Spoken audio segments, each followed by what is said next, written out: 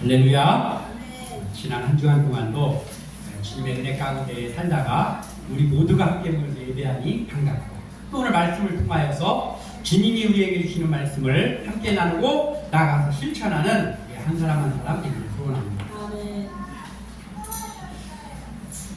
정신일도 하사불성이라는 말이 있습니다. 정신일도 하사불성. 이 말 우리가 너무나 잘 알고 있습니다. 정신을 진심으로 집중하면 못 이룰 게 없다, 이런 말입니다. 그래서 우리가 이 말을 사용할 때가 있죠. 이처럼 사람에게 있어서 정신과 또한 우리의 뜻을 한 곳에 모으는 일이 참 중요하다. 이게 그러한 것이 뚜렷하지 않다면은 갈팡질팡할 수밖에 없죠. 세상 사람들에게도 이런데 우리 그리스도인들에게는 더욱더 그렇죠. 우리 믿는 자에게 정신과 뜻을 모으는 일은 너무나 중요한데, 그럼 우리가 이것을 어디에 모으느냐가 중요하죠.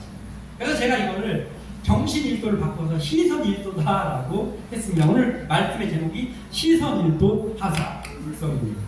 시선일도, 한 곳만 바라본다는 거예요. 그런데 이 한 곳만 바라보는데 우리가 바라봐야 될 대상이 누구냐? 바로 우리 주님 예수 그리스도입니다. 왜냐하면 우리는 그리스도인이니까 그렇습니다. 마가복음 9장 25절에 예수께서 이르시되 할 수 있거든이 무슨 말이냐? 믿는 자에게는 능히 하지 못할 일이 없느니라 하시니. 아멘. 예수님께서 귀신 들린 아이의 아버지에게 한 말입니다. 이 귀신 들린 아이를 준 아버지가 그걸 고침받기 위해서 왔는데, 제자들이, 예수님은 그때 계시지 않았고 제자들이 능히 고치지 못했습니다. 근데 예수님이 오시니까 제자들이 이 아이를 귀신을 쫓지 못합니다. 그래도 스승님이니까 예수님께서 뭘 좀 할 수 있으실 걸 제가 믿으니까 이거 좀 우리 좀 불쌍히 여겨주시고 뭘 좀 해주십시오. 그 아버지가 예수님께 말했을 때, 그때 예수님이 이 말씀을 하신 거예요. 할 수 있거든요. 무슨 말이냐? 믿는 자에게는 능히 하지 못할 일이 없다. 자, 믿는 자에게는, 여기 예수님 말씀하신 믿는 자에게는 뭘 믿는 자에게는? 지금 앞에 서 계시는 예수님은 못하실 것이 없다라는 것을 믿고 구하라는 거예요. 우리가 온전히 믿지 못하고 온전히 주님만 바라보지 못하고 기도하고 온전히 주님만 바라보지 못하고 반신반의하면서 무엇을 하면 그러면 안 된다는 거예요. 예수님은, 우리 하나님은 모든 것이 가능하다. 내가 생각할 때 이거는 도저히 이루어지지 않을 거야 라고 생각될지라도 내가 의지하는 주님은 이 모든 것들을 능히 하실 수 있는 분이다라는 것을 온전히 믿고 온전히 시선일도 주님만 바라보는 마음 가지고 하라는 거예요. 그래서 그 아버지가 저를 용서하여 주십시오. 저의 믿음 없음을 용서하여 주십시오. 제가 믿사오니 주님께서 저를 도와주세요 했을 때 그 아이의 귀신을 예수님께서 쫓아주셨습니다. 믿는 자에게 능히 하지 못할 일이 없다라는 말의 근거가 뭐냐? 말의 근거. 이 말을 예수님께서 하셨는데 이 말의 근거가 뭐냐? 믿는 자들이 신앙생활을 오래 하고 막 기도도 열심히 하고 하다 보니까, 말씀을 막 맷독을 하고 하다 보니까 믿음이 올라가가지고 능력이 향상돼가지고 그렇게 해서 할 수 있는 것이냐? 믿는 자에게 능치 못함이 없다는 말이 그 말이냐? 그게 아니란 말이에요. 믿는 사람의 능력이 향상되는 게 아니라고. 그럼 뭡니까? 우리에게 있어야 될 것은 그 능력의 근원인 주님을 바라보는 일, 그걸 우리가 해야 된다는 것이죠. 그러니까 시선일도 하사불성은 뭐냐? 시선일도 분업화되어 있어요. 시선일도는 우리가 할 일입니다. 주님만 바라보는, 우리가 오직 시선일도 주님만 바라보는 그 일을 해야 되는 것이 우리예요. 그러면 하사불성, 능치 못할 일이 없다. 이건 뭐예요? 우리의 몫이 아니고 그렇게 시선일도를 하는 사람에게 주님께서 하사불성을 해주신다는 거예요. 그러니까 분업화가 확실합니다. 우리는 시선일도, 주님은 하사불성. 이것이 협업이 돼야 되는 거예요. 오늘 말씀을 나누는 우리는 그래서 주님만 바라보는 시선일도의 믿음으로만 나아가는 그래서 주님께서 우리에게 허락해 주신 사명을 온전히 감당하는 주의 사람들 되기를 소원합니다. 우리가 먼저 볼 것은 오직 주님만 따르는 일, 이것이 바로 시선 일도다 라는 것이죠. 우리가 19절을 다시 한번 읽어보겠습니다. 19절 시작. 이 말씀을 하시면 베드로가 어떠한 죽음으로 하나님께 영광을 돌릴 것을 가리키심이로라. 이 말씀을 하시고 베드로에게 이르시되 나를 따르라 하시니. 아멘. 자, 예수님께서 이 본문의 바로 앞에 베드로에게 1대1로 베드로를 만나러 오셨어요. 부활하신 예수님께서. 그런데 이 베드로는 지금 상황이 어떤 상황이냐? 실패한 베드로입니다. 뭘 그렇게 실패했느냐?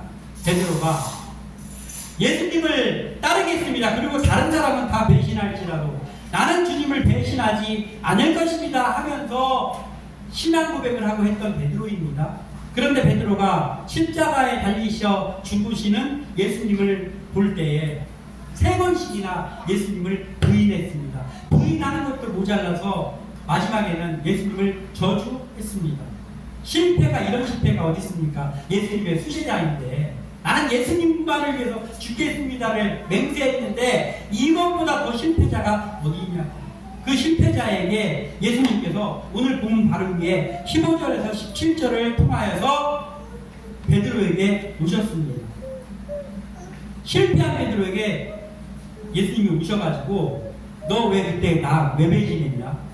너 왜 한 입 가지고 두말하냐? 라는 것을 따지지 않으셨어요. 왜냐하면 예수님께 그게 중요한 게 아니거든요. 예수님께서 중요한 건 뭐냐면 우리가 예수님을 믿는다고 우리가 좀 성공했느냐 아니면 실패했느냐 그것이 중요하지 않습니다. 그러면 예수님께 중요한 게 뭐냐? 사랑하느냐 사랑하지 않느냐가 중요합니다. 예수님에게 중요한 것은 네가 나를 사랑하느냐 사랑하지 않느냐 이게 중요하다고. 네가 좀 성공했느냐, 네가 좀 믿음이 좀 올라갔느냐, 네가 좀 실패했느냐 그게 중요한 게 아니라. 그래서 예수님께서 베드로에게 오셔가지고 너 그때 나한테 왜 그랬어? 너 말 좀 해봐라. 입이 있으면 말 좀 해봐 라고 하지 않으시고 그냥 오셔서 예수님께서 베드로에게 네가 나를 사랑하느냐 이걸 물으셨어요. 주님을 사랑하느냐가 중요하다고 예수님께. 주님을 사랑하는 자에게 예수님께서는 사명을 주신다는 거예요. 성공한 사람에게 사명을 주거나 또는 실패한 사람이니까 사명을 안 주거나가 아니고 이 사람이 나를 사랑하느냐 이게 주님께는 중요하고 사랑하는 것이 사실이라면 그러면 예수님께서는 그 사람에게 사명을 주신다는 거예요. 베드로는 그래서 사명을 얻은 거예요. 뭘 성공하고 실패하고 이것 때문에 얻은 게 아니라고. 주님을 사랑하느냐 그것 때문이었다고. 지금 우리에게 사명을 맡기신 주님은 우리가 성공자라서 사명을 주신 게 아니란 말이에요. 그리고 우리가 주님을 사랑하는 마음을 가지고 있느냐를 너무나 잘 알고 계셔요. 그래서 우리가 부족한 사람들이지만 우리가 주님을 사랑하는 사람들이기 때문에 그걸 주님이 아시기 때문에 우리에게도 이 자리를 허락해 주셨고 우리에게도 사명을 주셨단 말이에요. 예수님을 3번이나 부인하고 저주했던 베드로에게 부활하신 예수님이 오셨을 때 베드로가 어땠을까요? 우리가 베드로라면 저주까지 했어요. 예수님을 저주까지 했습니다. 수제자라는 놈이 저주까지 했습니다. 그런데 부활하신 예수님이 부활하실 때 들었어요. 그런데 예수님이 뚜벅뚜벅 내 앞으로 걸어오시는 거예요. 그때 베드로가 어땠을까요? 자랑스럽게 배에서 저에게 명하여서 무리를 걷게 하여 주시옵소서 했을 때 그 모습이었을까요? 아이, 쥐구멍이 어디든 찾고 있었을 거예요. 예수님이 나한테 오시는데 가슴이 두근반 깊은 게 아니라 두근반 세근반 하지 않았겠어요? 나는 예수님을 저주했는데. 그랬는데 예수님이 내 앞에 딱 오시더니 너 왜 그때 나한테 왜 그랬어? 너 왜 나를 왜 배신했냐라고 하지 않으시고 그게 사람들이 주로 생각하는 거잖아요. 그 시나리오가. 그런데 예수님이 딱 베드로 앞에 오시더니 하시는 말씀이 베드로야 네가 나를 사랑하느냐 이걸 물으시는 거예요. 그러니까 베드로의 대답 속에 베드로의 그 마음이 들어있잖아요. 예전 같았으면 베드로가 어떻게 했어요? 왜 주님 주님을 사랑하죠 라고 대답했을 거예요. 제일 먼저, 남들보다 제일 먼저. 그런데 베드로가 주님 아시잖아요, 제가 좀 겁이 나가지고 예수님을 좀 배신했었어요. 잘못했습니다. 그건 잘못했지만 제가 지금도 주님을 사랑하는 마음 변함이 없습니다. 그리고 주님이 아시잖아요. 자신 없게 대답을 했습니다. 믿음이 없어서가 아니에요. 베드로가 믿음이 있습니다. 겁이 났지만 믿음이 있습니다. 우리는 실패할 때 믿음 없으니 실패할까? 믿음 있잖아요. 그런데 실패할 때 얼마나 많아요. 미련한 짓 할 때 얼마나 많습니까? 말도 안 되는 일 할 때 얼마나 많냐 말이에요. 베드로보다 우리가 좀 낫습니까? 그런데 예수님께서 아시잖아요. 제가 예수님 살아가는 거 아시잖아요. 그렇게 할 때 예수님은 이미 아시는 거예요. 베드로가 나를 살아가는 거 내가 누구보다 잘 알고 있지. 그래서 너한테 지금 실패했지만 너한테 사명 주려고 내가 네 앞에 왔잖아. 빙긋이 웃으셨을 거예요. 우리는 시선 일도 주님만 바라보고 우리에게 사랑하는 마음이 있는 것이 중요하다라고 합니다. 예수님은 우리의 마음을 아십니다. 예수님은 베드로의 마음을 아셨습니다. 그리고 아까 우리가 다시 한번 읽었던 19절에 베드로에게 이르시되 나를 따르라 라고 말씀하셨습니다. 나를 따르라. 이르시되 나를 따르라. 베드로야, 네가 나를 사랑해? 그러면 네가 나의 양을 먹여라. 나의 양을 쳐라. 나의 양을 먹여라. 말하자면 뭐예요? 영혼 사랑하는 말, 영혼 구원하는 일을 해라. 내가 너한테 그거 맡긴다 라고 말씀하신 거예요, 예수님께서. 그리고 그렇게 내가 너에게 사명을 맡길 테니까 나를 따르라 이렇게 말씀하신 거예요, 예수님께서. 배신자 베드로예요. 그렇게 말씀하셨어요. 그러면 예수님께서 나를 따르라 라고 하셨다는 건, 따른다는 말이 뭐예요? 따른다는 말. 누군가가 내 앞에 있을 때 성립되는 말이잖아요. 내 앞에 아무도 없는데 뭘 따라갑니까? 그런데 내 앞에 누군가가 가고 있는데 그 뒤에 걸어갈 때 이 말이 되는 거잖아요. 나를 따르라는. 그러니까 뭐예요? 주님께서 베드로 앞에 걸어가 주시겠다는 거예요. 내가 네 앞에 걸어갈 테니까 너는 나를 따라와라 이 말이잖아요. 이 말이잖아요.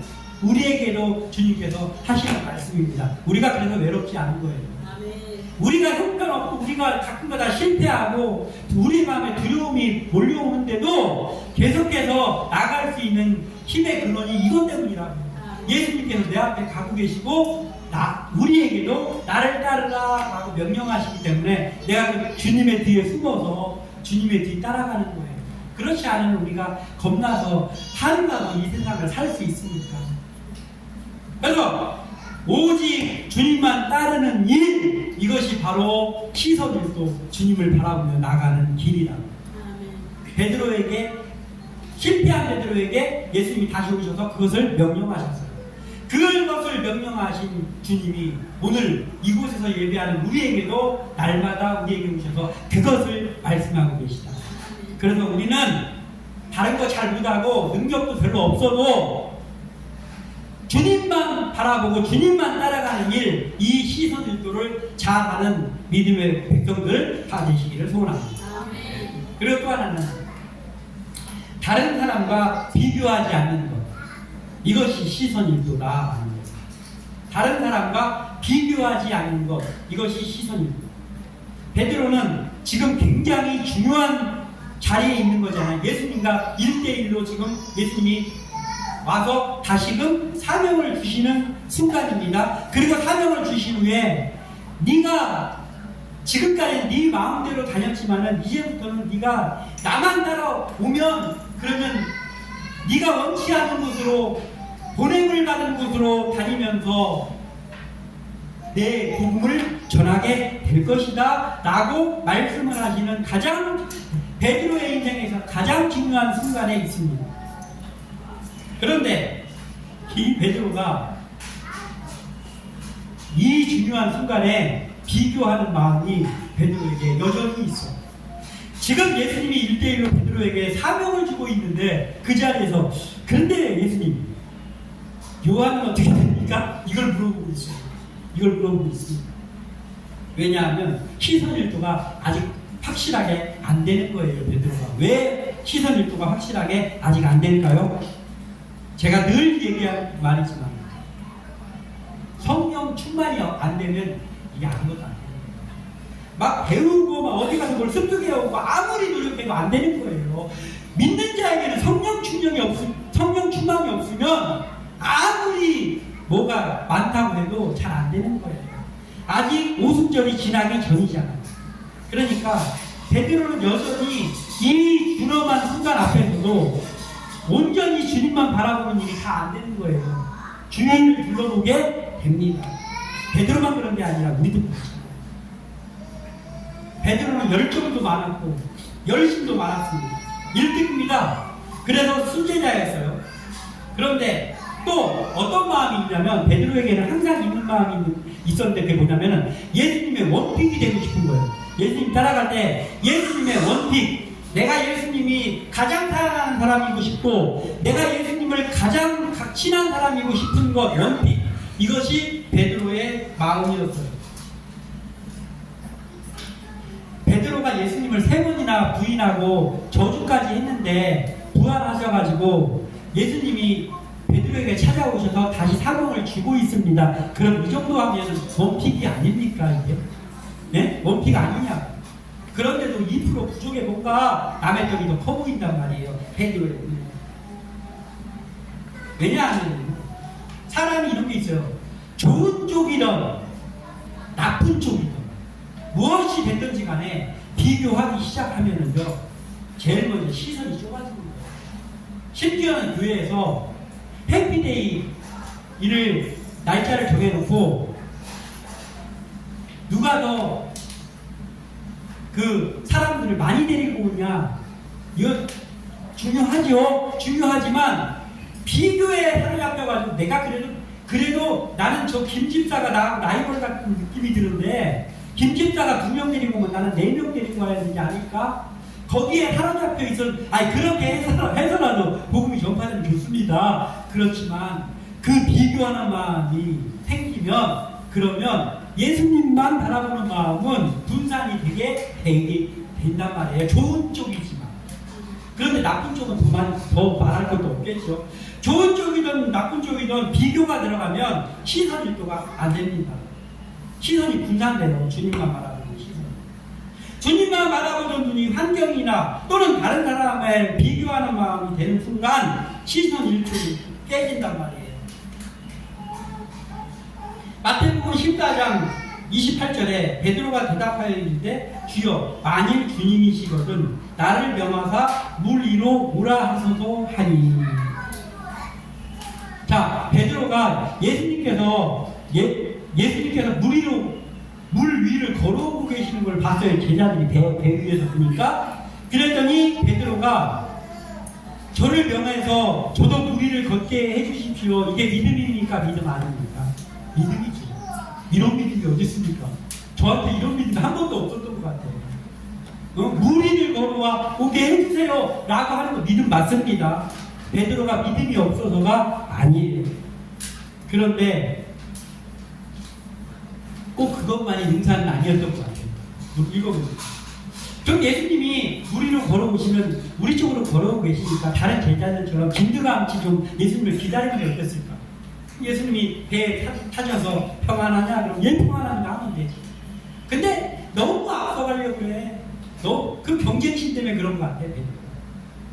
다른 제자들은 그냥 가만히 있네. 나는 예수님께 좀 더 한 발짝 앞으로 가야지 해가지고 그렇게 했어요. 그런데 우리를 몇 발짝 걷다 보니까 갑자기 바다가 보이네. 바로 빠졌어요. 바로 빠졌어. 체면이 구겨졌어요. 그냥 가만히 있었으면 좋을 뻔했는데. 이게 우리의 모습이기도 하잖아요. 예수님만 바라보면 무엇이 되지만 예수님만 바라보는 것 같다가 다른 걸 바라보는 순간에 우리 실패하게 또 다른 실패를 향해서 달려가게 된단 말이에요. 22절 한번 읽어보겠습니다. 22절 시작. 예수께서 이르시되 내가 올 때까지 그를 머물게 하고자 할지라도 내게 무슨 상관이냐, 너는 나를 따르라 하시더라. 아멘. 이게 뭐냐면 베드로에 대해서 사명을 주고 베드로 얘기를 하고 있는데, 어떻게 베드로가 죽음을 통해서 영광 돌릴 것인가를 얘기하고 있는데, 베드로가 저쪽에 보니까 저쪽에 요한이 있는 거예요. 베드로는 평소 때 요한에게 시샘이 좀 있었던 것 같아요. 왜냐하면 남의 떡이 커 보이니까, 나보다 베드로가 보기에 나보다 요한이 더 사랑받는 것 같아요.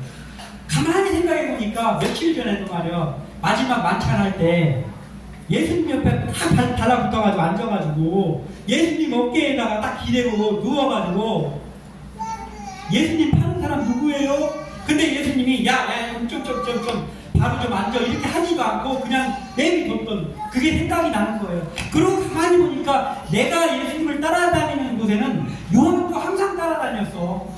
괜히 예수님이 나보다 요한을 더 사랑하는 거 아니야? 내가 원픽이 아닌 거 아니야? 이 마음이 항상 있었어요. 예수님만 바라보는 게 아니고 예수님 믿는 믿음도 있고 다 있었지만 항상 다른 사람이 나보다 더 사랑받는 거 아니야? 몇 번지 이렇게 하고 있었다고 베드로가. 그러니까 항상 불안해. 예수님의 수제자인데 혹시 예수님의 마음속에는 요한이 수제자라고 생각하고 있는 건 아닐까? 이런 생각이 베드로에게 있는 거예요. 그런데 그 얘기, 저 요한은 그러니까 생각나는 거예요. 저 요한은 어떻게 됩니까? 예, 저는 그렇게 사명을 맡기셨고 저는 어떻게 할 것을 주님께서 저에게 말씀해 주셨는데, 저기 있는 저 사람 요한은 어떻게 됩니까? 요한은 죽습니까? 안 죽습니까? 어떻게 죽습니까? 막 이런 거 물어보는 거예요. 그랬더니 예수님께서, 예수님이 사랑이 넘치시는 분인데 배신자에게 찾아오기까지 하셨는데 그걸 좀 설명해 주면 어디가 감사합니까? 근데 예수님이 설명 안 해주셔요. 설명을 안 해주시고 우리가 방금 읽었던 것처럼 뭐래요? 야, 그게 중요하냐? 너한테 중요하냐? 너는 그냥 나를 따르라. 그게 중요하기 때문에 예수님은 그렇게 말씀하시는 거예요. 설명 안 해주시고 너는 나를 따르라. 너는 나를 따르라 라고 말씀하셨습니다. 비교의 마음이 들어오는 순간부터 마음의 평정심은 깨집니다. 그래서 나는 생각할 건 이런 거예요. 좋은 일이든 나쁜 일이든 남 비교하지 말고 상황 보지 말고 예수님 시선 1도, 그게 우리에게 중요하다는 거예요. 다른 사람과 비교하지 말고, 다른 사람이 어떻게 한 거 그런 거 자꾸 비교하지 말고, 나는 주님 앞에 어떻게 설 것인가, 너는 나를 따르라, 주님이 하시는 말씀이에요. 그게 중요하단 말이에요. 그러면 우리는 오직 주님만 바라보고 시선 1도 하면, 그러면 어떻게 하신다고요? 하사불성, 우리에게서 능치 못함이 없게 하시는 것은 그 일을 누가 하신다고요? 주님이 하신다. 그러니까 내 일만 하기를 소원합니다. 이러한 우리 모두가 되기를 소원합니다. 그리고 한 가지만 더 드리자면, 말씀을 보는데, 보는 게 중요하죠. 그런데 올바르게 보는 눈, 이것이 시선 1도다 라는 거예요. 아멘. 주님을 향한 시선 1도가 되지 않을 때, 그때 주님의 말씀을 어떻게 되냐면 이해할 수가 없어요. 주님만 바라보는 시선 1도가 안 되잖아요? 그러면 주님의 말씀이 이해가 잘 안 돼요. 안 읽어서 이해가 안 되는 게 아니라 전혀 엉뚱한 말씀을 전혀 엉뚱하게 이해하게 된다고요. 자, 예수님이 사역을 하실 때요, 어쩌면 예수님보다도 더 말씀을 예수님보다 우리가 더 잘할 거야 라고 자부심에 넘치던 사람들이 누굽니까? 율법에 능통한 자들, 말씀에 능통한 자들이 누구였냐면 바리새인들, 서기관들, 이런 사람들이었잖아요. 그런데 바리새인 서기관들이 항상 뭘 잘했냐면은, 예수님이 그들에게도 몇 번 그렇게 말씀하셨어요.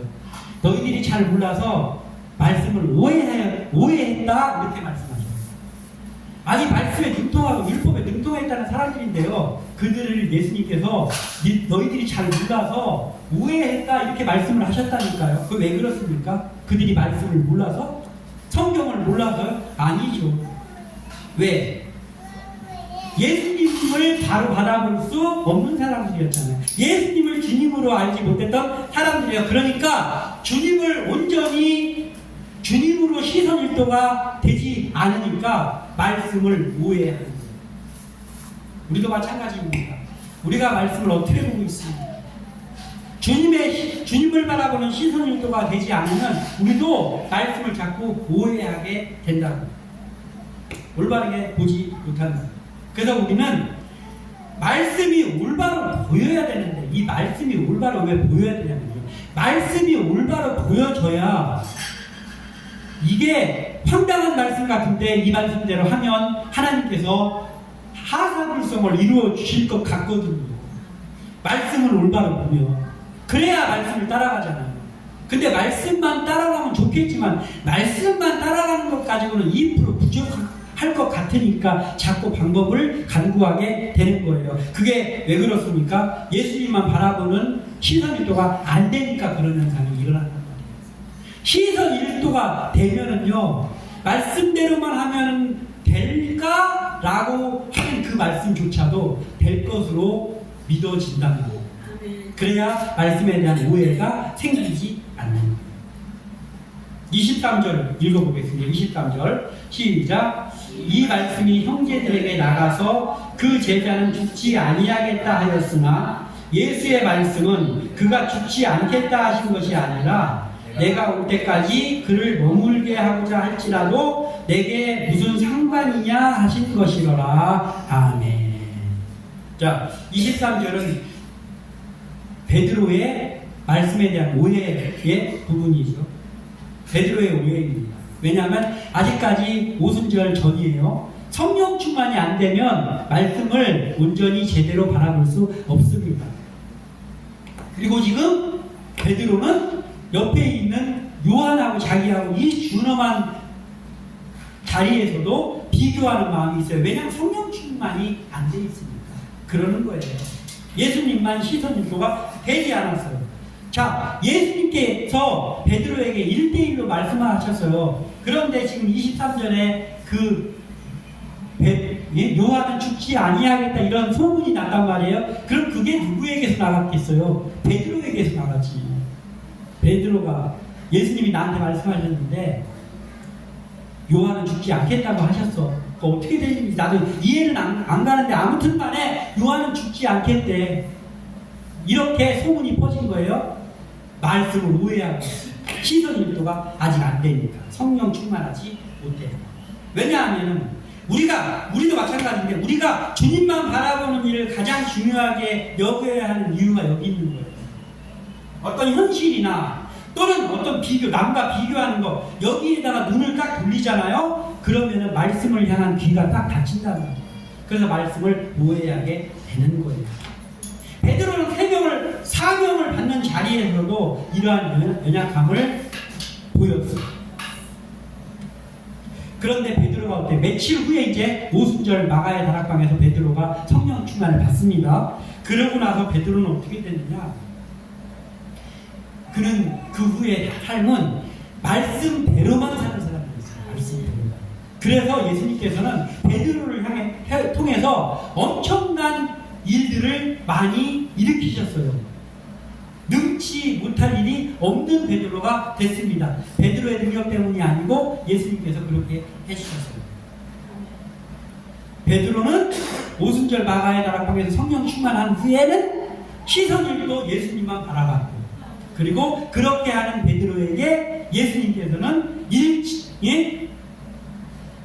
모든 일이 가능하게 하시는 그 은혜를 주셨단 말이에요. 하사불성의 은혜를 주셨다. 이 베드로가 그렇게 되기 전에 왜 이 오해를 했냐면요, 23절의 말씀, 예수님의 말씀에서 내가 올 때까지 그를 머물게 하고자 할지라도 내게 무슨 상관이냐, 너는 나를 따르라, 이렇게 말씀하셨는데 예수님의 골자는 뭐예요? 팩트가 뭐예요? 너는 나를 따르라. 초점이 거기에 있다고. 예수님의 말씀에 너는 나를 따르라. 그런데 베드로는 요한을 비교하고 이런 게 있으니까 너는 나를 따르라 이 말은 잘 안 들리고 그리고 뭐만 들리냐면은 이 말만 듣는 거예요. 내가 올 때까지 그를 머물게 할지라도 이게 들려오는 거야. 예수님 올 때까지 요한을 그냥 두신다고? 말씀을 오해한다고. 그래가지고 나가서 그거 소문내고 돌아다니는 거예요. 우리에게서 이러한 말씀에 대한 오해가 없습니까? 생각해보면 있는 것 같아요. 내가 주님만 바라보고 주님의 말씀대로 뭘 하겠습니다. 오직 믿음만 의지해서 나갈 때는 주님만 바라보는데 자꾸 사람 의지하고 자꾸 다른 교회에 비교하고 자꾸 다른 뭐 바라보니까 그게 더 그럴싸해 보이는 것 같고 그러면 그게 아무리 좋은 일이라 할지라도 자꾸 말씀을 오해하게 된단 말이에요. 그래서 원하기는 우리가 2026년 한 해 동안 교회적으로 가정적으로 개인적으로 우리가 좀 시선도 오직 주님만 바라보고 나가시기를 소원합니다. 그래야 말씀을 오해하지 않게 됩니다.